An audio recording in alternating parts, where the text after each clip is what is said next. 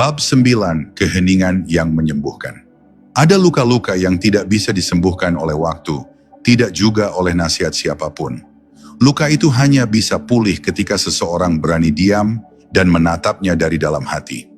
Di dalam keheningan yang dalam, ketika suara dunia mulai mereda, seseorang akan mendengar bisikan lembut yang selama ini tertutup oleh kegaduhan. Bisikan itu bukan dari luar, melainkan dari Tuhan yang berbicara dengan bahasa rasa. Ia tidak menegur dengan keras, ia hanya menyentuh pelan, seolah berkata, "Aku tahu kau terluka, tapi aku tidak pernah pergi."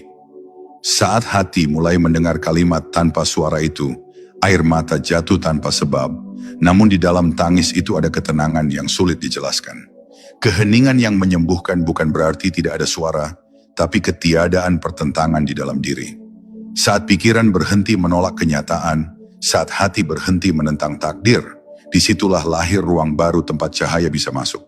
Luka yang dulu tampak menyakitkan mulai terlihat sebagai bagian dari kasih sayang yang tersembunyi.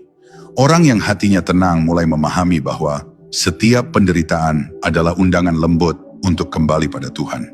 Tidak ada yang sia-sia, bahkan air mata pun bisa menjadi doa yang paling murni bila dijatuhkan di hadapannya dengan kesadaran bahwa semua ini adalah bagian dari perjalanan pulang.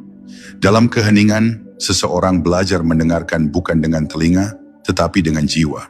Ia mulai mengerti bahwa setiap rasa sakit membawa pesan, bahwa kehilangan mengajarkan tentang makna kepemilikan, bahwa kegagalan mengajarkan tentang keikhlasan, bahwa kesepian mengajarkan tentang kehadirannya yang abadi. Keheningan tidak pernah berbohong. Ia memperlihatkan apa adanya, menyingkap lapisan demi lapisan kepalsuan yang selama ini menutupi hati. Dan dari situ, tumbuhlah kesadaran bahwa penyembuhan sejati bukan berarti menghapus luka, melainkan menemukan cahaya di dalam luka itu sendiri. Orang yang menemukan ketenangan di dalam keheningan akan mulai memandang dunia dengan mata yang berbeda. Ia tidak lagi terburu-buru, tidak mudah terguncang, dan tidak lagi sibuk mencari pengakuan. Ia hidup dalam aliran yang lembut karena hatinya tahu bahwa segala sesuatu berjalan dengan izin Tuhan. Dari dalam dirinya terpancar kedamaian yang tidak dibuat-buat. Kedamaian yang membuat orang di sekitarnya ikut tenang, meski ia tidak berkata apapun. Itulah bukti bahwa keheningan yang sejati bukan kekosongan, melainkan ruang penuh cahaya, tempat Tuhan bersemayam dalam diam. Maka, ketika hidup terasa berat dan dunia terasa bising, carilah tempat sunyi di dalam dirimu. Tidak perlu jauh, cukup diam di tengah napasmu. Rasakan detak jantungmu, dan sadari bahwa di sana ada Tuhan yang selalu hadir. Biarkan keheningan itu membalut hatimu seperti pelukan yang hangat.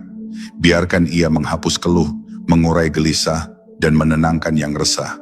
Sebab di balik setiap diam yang tulus, ada penyembuhan yang sedang bekerja. Dan ketika hati benar-benar sunyi, kau akan merasakan sesuatu yang luar biasa halus. Ketenangan yang bukan berasal dari dunia, melainkan dari Tuhan yang mengajarkan cinta lewat keheningan.